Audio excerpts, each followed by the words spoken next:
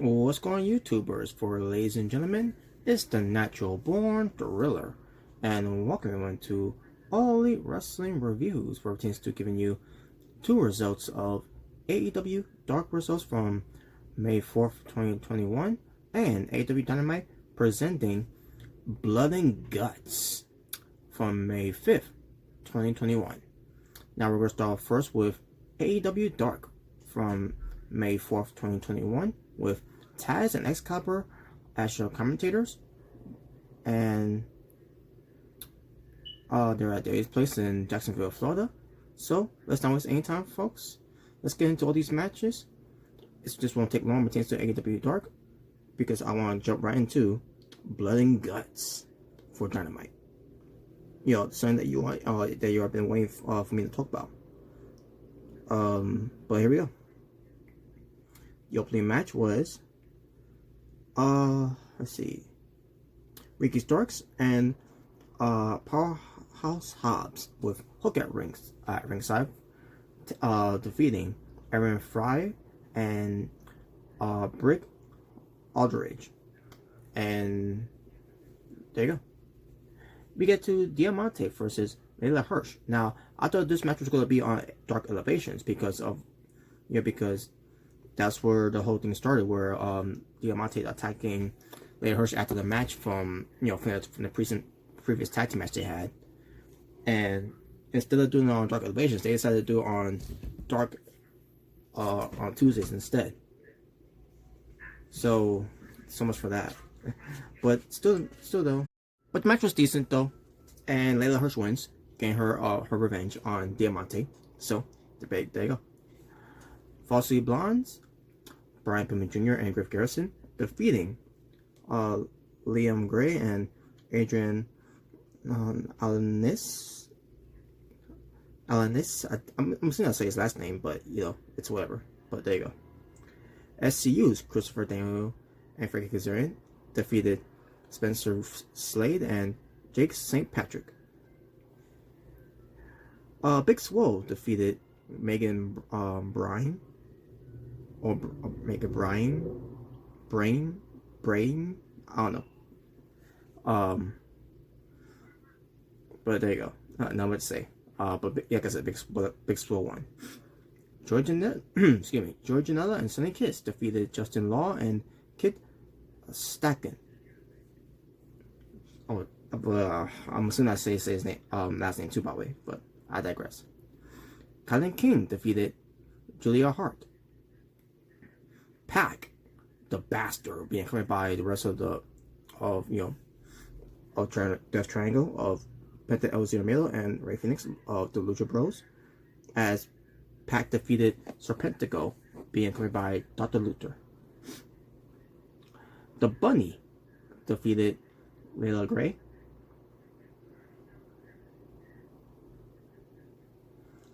The Acclaimed,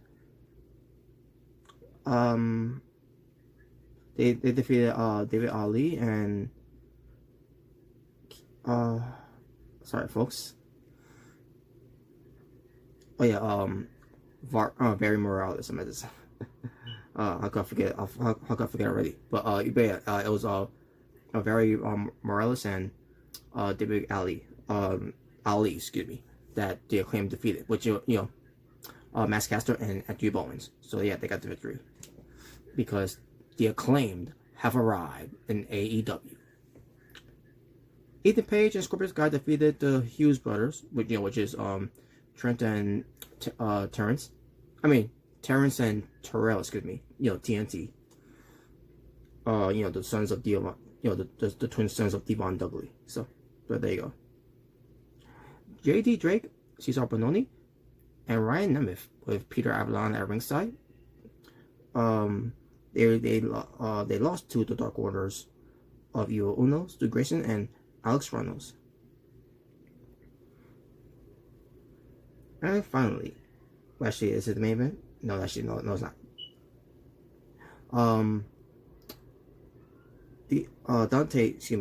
Dante Martin defeated Danny Limelight. And finally, Lance Archer defeated Dr. Luther with Serpentico at ringside. and while Jake the Snake Roberts was on commentary.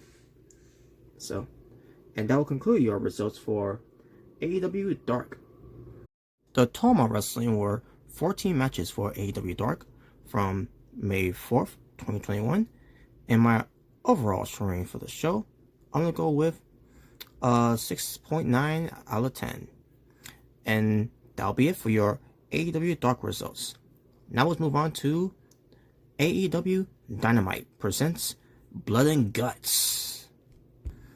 The show from May 5th, 2021 with Excalibur, good old Gerald Jim Ross, and Tony Schiavone. So, this is Dynamite, your special edition of Blood and Guts. Not just what pertains to the Blood and Guts match, which we'll get to when we get to it, but what pertains to the other matches that happened on here too, which it was all taped. Taped matches, which I thought it was dumb on AEW's part, because these matches should at least been live, especially when we got about 2,000 crowds in attendance. Now, I don't remember if that was the amount of crowds that were there, but basically you had those type of crowds though, and to watch Blood and Guts, and to watch the other matches, which you had them watching on the Tepintron, which again, this reminds me of bad vibes from WWE Monday Night Raw, when the Manhattan Center fans were watching all the shows that was going on Monday Night Raw with the 25th anniversary at the Barclays Center, where nothing was going on over at Manhattan Center, and I feel bad for those people, during those times. Now, pertains to this portion of the show, at least it was not about watching a show, that was from a different location. It's from the location that they were in, but still didn't help the case at all, because Tony Khan had to give them the refunds back, to the for those that were not satisfied of the way that the show went about when it comes to watching the matches, the tape matches on the big screen. So I thought again, a dumb part on Tony Khan's part there.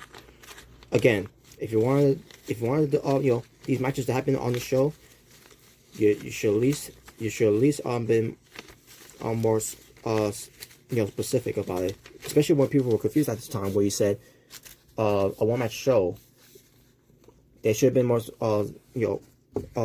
forward with this by saying a one-match show that's going to be live, and the other matches are going to be pre-recorded for you to watch on the big screen, instead of waiting for these crowds to come in and to tell them about what we're planning on doing. So that right there was a blunder, But the damage was done, and some fans were not happy about watching it on the screen, and and some fans did ask for their money back, and some fans did get some of them they get the refunds, but I wouldn't also be surprised they also got the refunds because of based on what happened in the main event too, but which we'll get to when we get to it. Now I don't know if that was the case or not, because I read about it. Although I do know about was that fans were not satisfied of watching these tape matches on the big screen, which is why the refunds were in full effect. So, but besides that, as far as the matches that were that was being presented, let's get to them. The AEW World Champion Kenny Omega and MT Nakazawa with Don Callis at ringside versus Jon Moxley and Eddie Kingston. The match, I thought it was pretty good tag team match. So the winners were Eddie Kingston and Jon Moxley. They picked up the win onto Nakazawa. After the match, because it's gonna happen after birth. I forgot to mention too, by the way. They were teasing that Kenny Omega wasn't there, so it was just Michael Nakazawa there. MT Nakazawa, I should say. And as Moxley and Kingston are coming out, also Omega comes out of nowhere from the crowd and beats up on, gets the upper hand, basically a jump start onto Kingston and Moxley. But it didn't matter at the end, because at the end of the day, Moxley and Kingston got the win, and basically by pinning Nakazawa. And then after the match, the Young Bucks came out and trash talked Kingston and Moxley, and then the Good Brothers were in, basically a beatdown on Moxley and Kingston. Nick Jackson I don't remember what he was wearing, but I remember what Matt Jackson was wearing. He was wearing a Hawaiian shirt, Hawaiian pants. I'm like,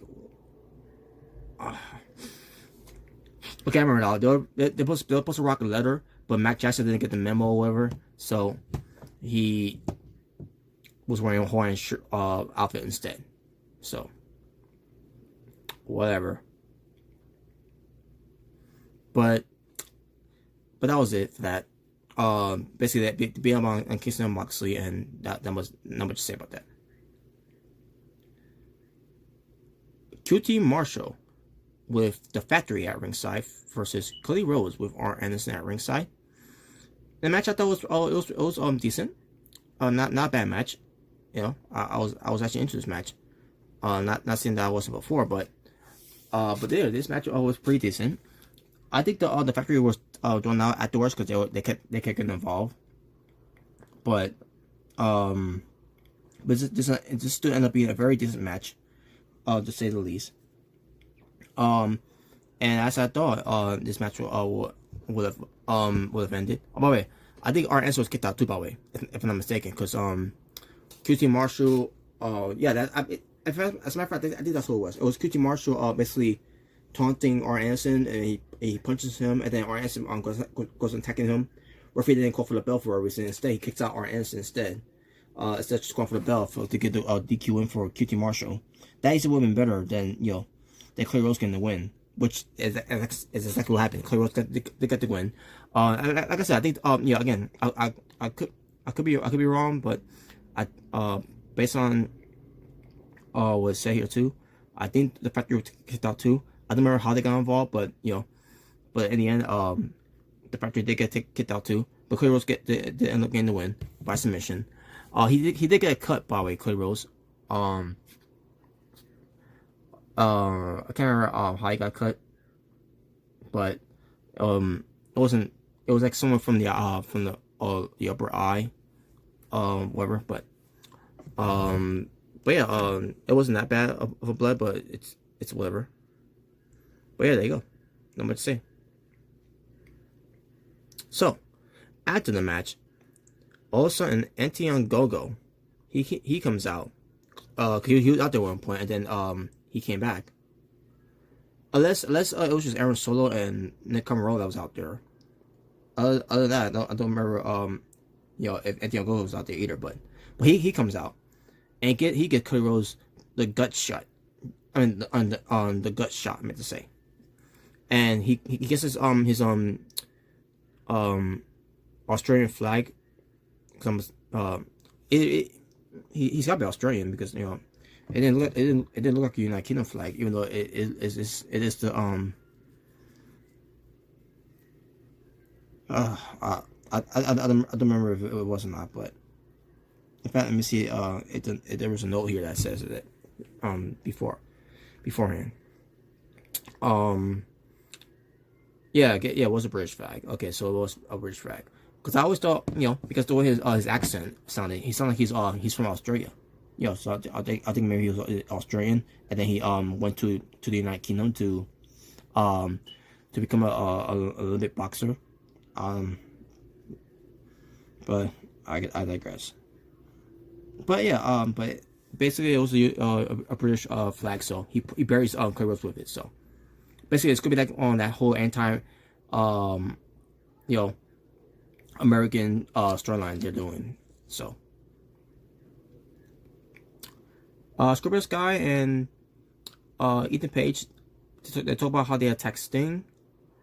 Since two of them being interviewed by Dasha Gonzalez, and talk about how they also attacked actually it wasn't Dasha Gonzalez, it actually Alex Marvez, but basically they're bragging up but Sky and Page were bragging about attacking Sting and Darby Allin. All of a sudden Darby Allin comes out of nowhere and attacks them both, but then unfortunately he didn't get the Numbers Gang got the best of him, and then I can't remember if it was Ethan Page, but I'm assuming if it was that it was Ethan Page. Now I don't know what I'm saying. I can't even talk. But it probably was Ethan Page who probably did it. But They threw him down on the fire stairs, concrete stairs, I should say. I'm like, holy shit. Darby Allin, man, he's insane. But it makes sense why that happened too. I don't know, which we'll get to when we get to it. But that was still reckless though, especially when he's a TNT champion. So that's ridiculous. Britt Baker with Reba at ringside. Rebel, whichever you want to say, defeated Julia Hart. It was a squash. That's basically what it was. It was just a squash. It was all an excuse just to for Britt Baker to get a win, so that she could still be in the more rank on there. So that's the reason why they did it. So nothing to say about the match. Moving on to the Varsity Blondes. Brian Pillman Jr. and Griff Garrison versus SCU's Christopher Daniels and Frankie Kazarian versus Jungle Boy and Luchasaurus of the Jurassic Express, and the Acclaim, Anthony Bowens and Max Caster, I should say. It's like I said, Max Caster. But yeah, the Acclaim, basically this is a four-way, tag team match where the winner of this match gets to face the Young Bucks for the tag team titles on the next edition of Dynamite. And I think I forgot to mention too, by the way, folks, on the previous where it seems to Dynamite when Daniels and Frankie came out to talk to the Young Bucks and all that after the match when they defended the tag titles, where they said that they're in the more rankings and we're number contenders, whatever. And then here they are in a match where they're fighting for a number contendership match against the Young Bucks for the tag titles. And I said to myself, well, wait a minute, I thought yesterday y'all no more contenders. Yeah, why you're in this match then? It made no sense. I've already Marco Stunt out there too, by the way, at ringside. So yeah, that immediately made no sense. Well, folks, before we get to this match though, I should talk about this. Taz talks about Christian Cage's frog splash and the kill switch. Basically, he's gonna inputs like he always does. He's done this before in WWE. He's done this in TNA wrestling, and now he's doing it in AEW, where it tends to showing wrestlers footages, that, and then he does like a tracing of highlights in there and all. Kind of like how football does it too, where it tends to showing a replay image or whatever, and then it's show, and also in NBA, basically what it tends to sports. That's basically how it was being looked at, and I always love that Taz does that too, by the way. And this is even before Taz started doing that stuff on commentary, even back in the in the older F days, that was done before too. I think with Jerry Lawler or somewhere that was being a heel commentator or whatever. Especially when WWE at the time WF were doing their football episodes for Monday Night Raw. So, but yeah, that's what it was. So I thought I should mention that. So.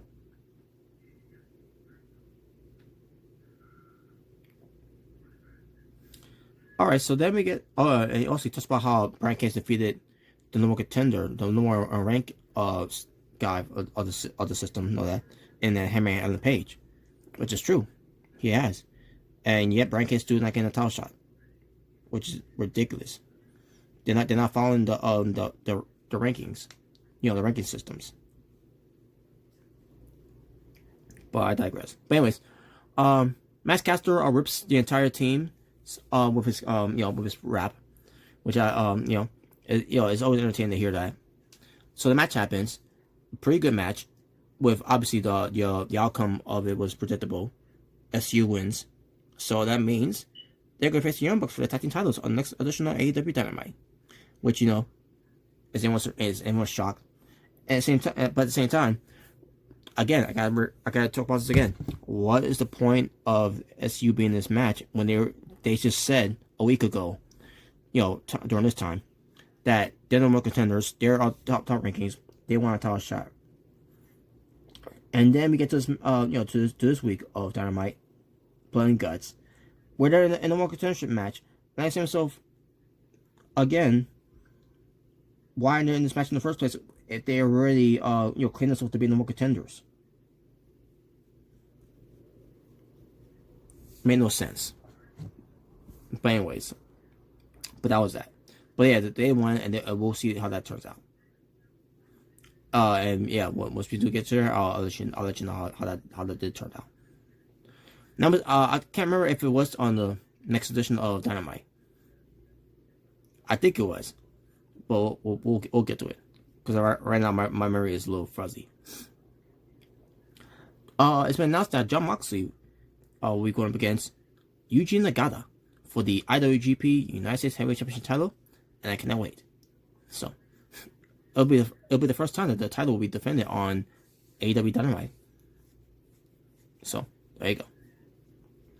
So basically, Jon Moxley cuts a promo about Yuji Nagata, how Yuji Nagata says that he accepts Jon Moxley's challenge and will return the United States title belt to New Japan. And so then Moxley says that he came to to Nagata with respect, but once that bell rings, because he called, and also because he ended up calling him a little punk, and he says once that bell rings, this is Moxley cutting this promo. He says, the respect is out the window, saying that Nagata is going to learn, his mouth will get him into a lot of trouble, especially when he steps into the ring with Moxley. Says that people wonder for a while when Nagata just won't get back up again, and everyone is going to learn very soon. And that was it. So yeah, good promo there from Moxley, and good hype up video there tends to Moxley versus Nagata, and we'll get to that when we get to it. When tends to the next edition of the review. Tony Schiavone announces Kenny Omega to come out, and basically let Kenny Omega know the announcement for Double Nothing. He's going to face, and also he had Nakazawa with him too, by the way. But yeah, so basically, this could be a one-on-one match between Pac versus Orange Cassidy, where the winner of that match gets to face Kenny Omega at Double or Nothing. And Kenny Omega, has some few words to say, and then also and Orange Cassidy shows up, and basically Kenny Omega, talks about how Orange Cassidy is a joke and all that, and but he's well liked and everything. Also, he takes his sunglasses, and then he puts it, gives him Nakazawa from the wear, and then they walked away along with with the sunglasses of Orange Cassidy, and that was it. So yeah, Orange Cassidy didn't even bother getting it back. So there you go. Basically, what they were doing here, they were teasing that it could be Orange Cassidy going up against Kenny Omega for the title at Double Nothing, which we'll get to when we get to how that end up being on the next review. Miro comes out though. He speaks with Tony Schiavone. He takes the microphone away from Tony Schiavone and says that nobody is going to distract him from his destiny. Says that if someone has a title, they have a problem. Miro puts out a signed contract. It says that in 7 days from tonight, instead of 9 days from tonight, it's 7 days from tonight. just saying. During this time though, during that time.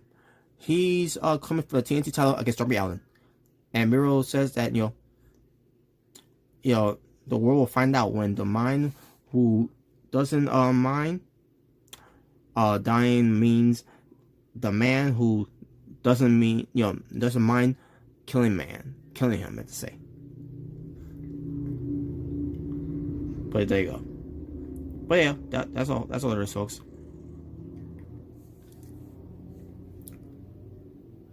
And now we get to the main event. Blood and Guts, featuring The Pinnacle, MJF, Shawn Spears, Wardlow, FTR, which is Dax Harwood and Cass Wheeler, being accompanied by Tully Blanchard, as they go up against the Inner Circle, Chris Jericho, Sammy Guevara, Jake Hager, Santana Ortiz. So yes, this is Blood and Guts match. Their own version of War Games. And no, not NXT War Games. The actual War Games. And the cage looks great. for just the War Games with 2 rings, and everything from top to bottom looks fantastic. And all they had to do was deliver, just how the match was going to be, and how the ending was going to be, and we'll get to that ending of it when we get to it. So here we go. The guy started off first with Sam Guevara and Dax Harwood. They have at it, and immediately, about 3 minutes or 4 minutes passed already. Dax Harwood already starts bleeding. Then Shawn Spears walks in, because and by the way, the rules of blood and guts, it's basically War Games. So, but the rules of it is 2 guys will start in the ring first, for the next 5 minutes. Then a new guy comes in. Then once a new guy comes in, then also in the next 2 minutes a new guy comes in. Until we get to all the teams going in there, and you're gonna win by submission or making your opponent say, saying the word surrender. So there you go. And here we go. So Shawn Spears, like I said, he entered the ring with a steel chair, and they start beating up on Sammy Guevara. Also, Ortiz comes in. I should mention this too, by the way. Ortiz and Santana had their faces painted like from the movie Dead President. Awesome movie, by the way. And they did this before too, by the way, back in the days of TNA wrestling. And I'm glad they're doing this again. Ortiz and Santana. Well, sure, say Impact Wrestling, but either way, same thing. Anyways, so they haven't added and all that. All of a sudden, Santana, I'm sorry, not Santana, Cash Wheeler comes in, and he starts going all over the place, by the way. Like, oh my God, calm down, will you? Oh my God. Oh man. And then all of a sudden, Santana comes in. And then, the number game was on Inner Circle. And then Warlow comes in. And the number game was for the Inner Circle. And all of a sudden, Jake Hager comes in. And back, momentum for the Inner Circle. And then MJF comes in. And he starts, helping out, and that, basically he was the final team, to come in, to enter for the Pinnacle. And the Pinnacle is getting the upper hand on in Inner Circle. And he shouted at Chris Jericho saying, if you come in here, you're dead, or something like that. And then Chris Jericho comes in, and that's, and I love how they did this too, by the way. So you already had the Inner Circle on the left side, I mean on the right side, and the Pinnacle was on the left side.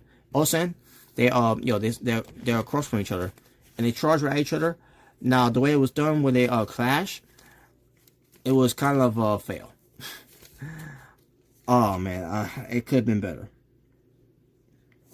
Hey, War Games, NXT War Games done it before, and they did a great job than how AEW did here.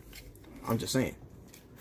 But yeah, either way, it's whatever. But you had you even had Cash Wheeler. Oh my God, Cash Wheeler was bleeding like crazy in this match. I can't remember if Guevara was bleeding too.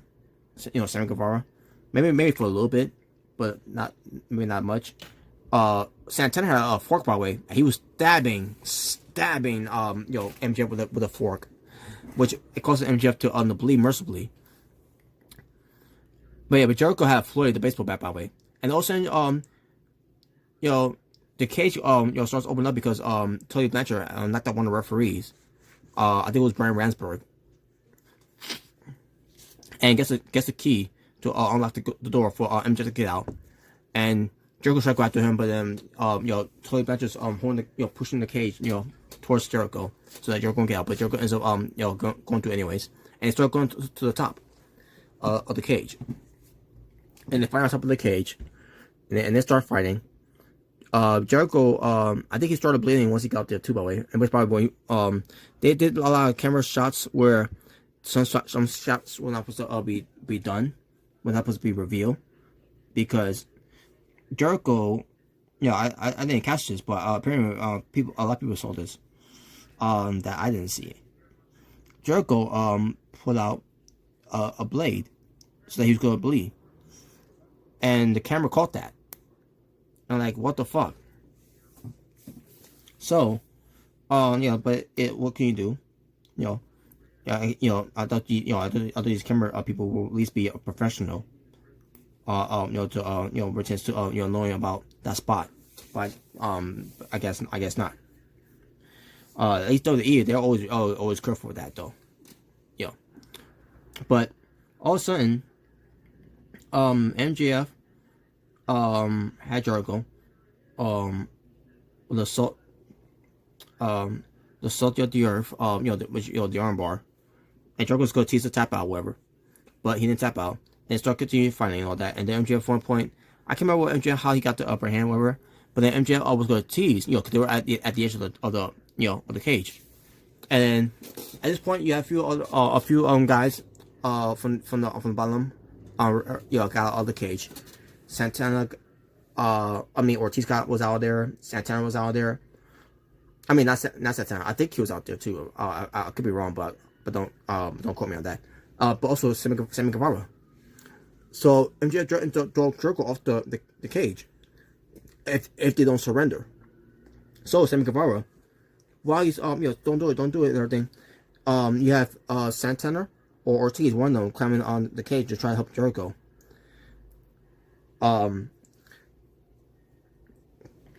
But Guevara just said we surrender, and like, well, that was a lame finish. I didn't like the finish. I thought it could have been a lot more better than that. Especially when you had Santana or Ortiz, one of those two guys trying to go up there to help out Jericho, from MJF, for trying to throw him off there.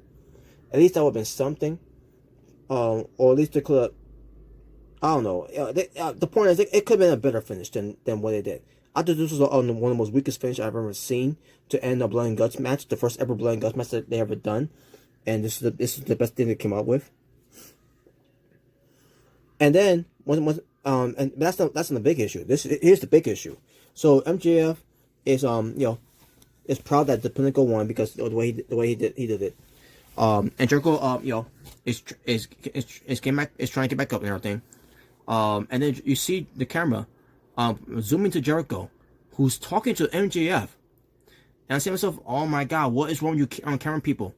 Like, don't you know how to don't you know how to do anything right to shoot these angles?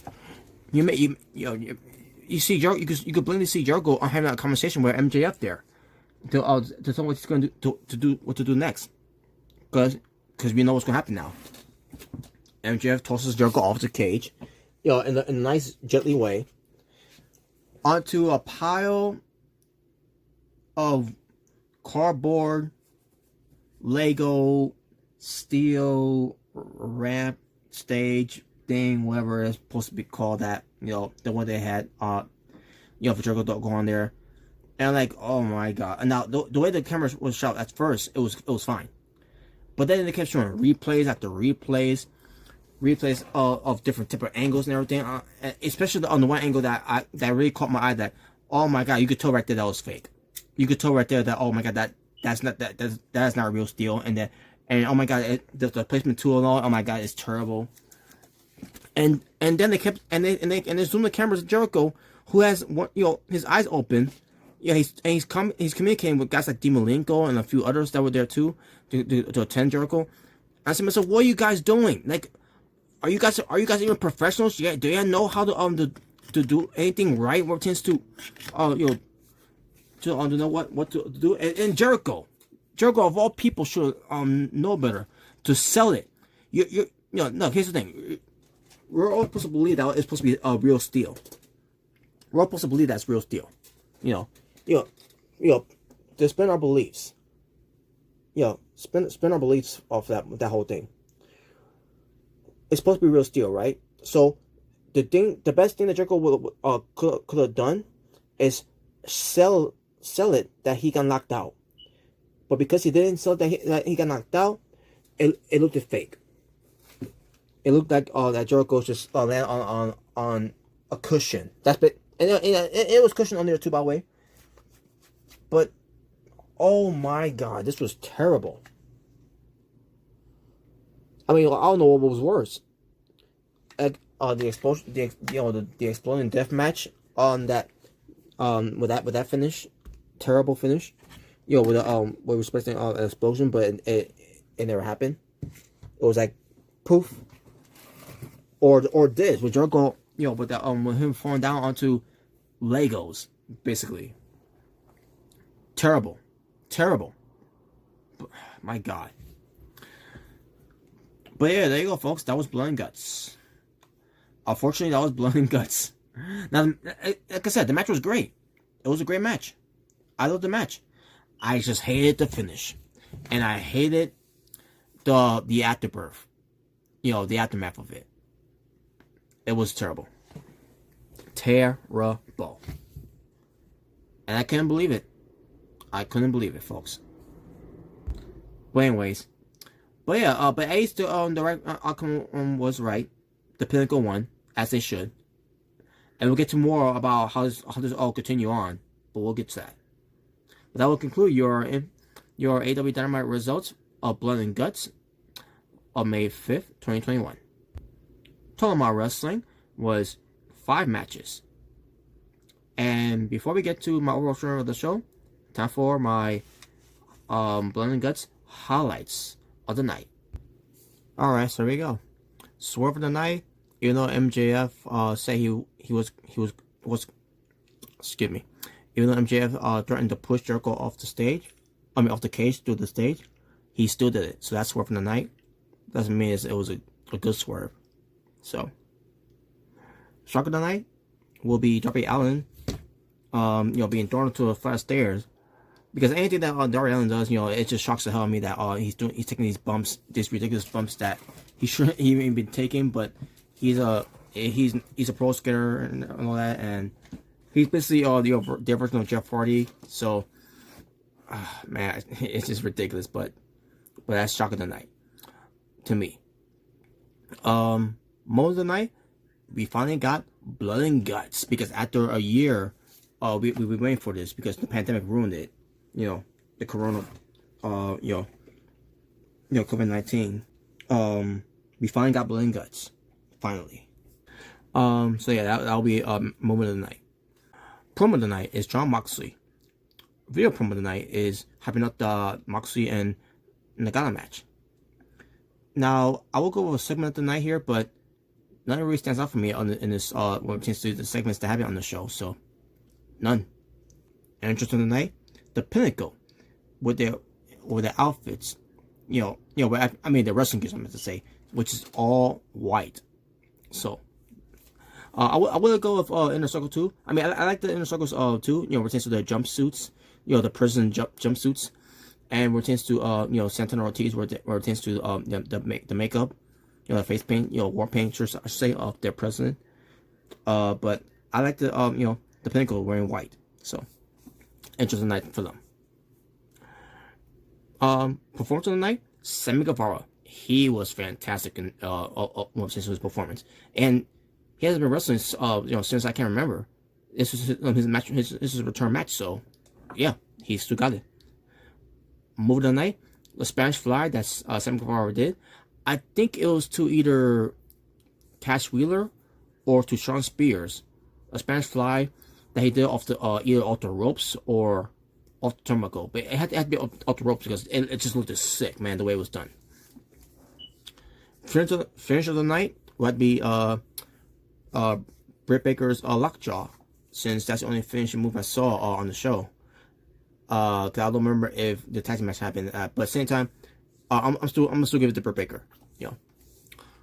Brutal match of the night in a good way, Blood and Guts. Show steal of the night, Blood and Guts. And finally, match of the night, Blood and Guts. So there you go, Blood and Guts won them all. The match that is. And there you go. And my overall strength for the show. I don't remember my overall strength for the show. Other than I think I may have given it a 9 out of 10. So I will give it a 9 out of 10 just for safety proportions. I will give it a 10 out of 10, but the finish and the active finish of it did not help at all. So yeah, I'm gonna go a 9 out of 10 though. It was still a good show though. Still an amazing show because of that main event match. So despite the finish and all that, and all the bullshit too, But there you go, folks.